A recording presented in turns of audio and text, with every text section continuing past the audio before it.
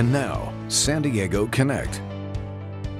Hi, I'm Renee Cohn. Planning a last-minute 4th of July party? Don't stress. It can be hassle-free and delicious. Food and lifestyle expert Parker Wallace is joining us with some easy, entertaining tips. Parker, I'm all about easy. Absolutely. Hassle-free, easy, and delicious. It's absolutely possible to have all of them. And I like to think outside of what's traditional for 4th of July parties. So instead of the hamburgers and the hot dogs, think fresh pork. So Renee, just take a look at how gorgeous these skewers are. This is Farmer John's California Natural Fresh Pork.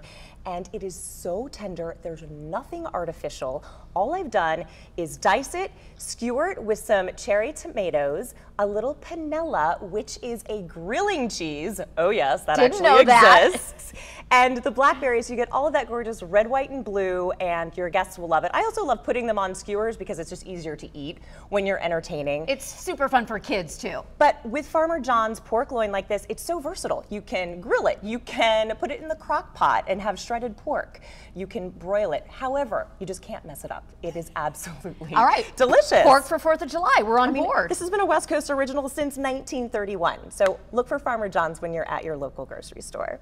And side dishes, I know you like to be very original in your side dishes. Yeah, I'm all about thinking outside of what's traditional. So instead of a regular salad, try to make farro the actual star. And this is an ancient grain that's really the relative of modern day wheat.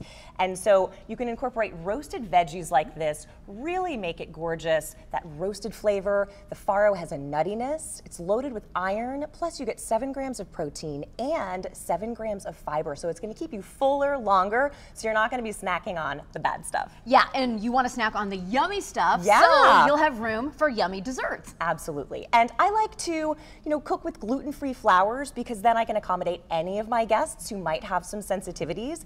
And Bob's Red Mill makes it so easy. They're 1-to-1 baking flour. There's no conversion needed. So you can incorporate it in, have all of your favorite 4th of July desserts, pies, brownies, cookies, and everyone will be impressed. It looks amazing. Parker, thank you so much. A delicious spread. Happy 4th of July to you. And for more information, check out parkersplate.com.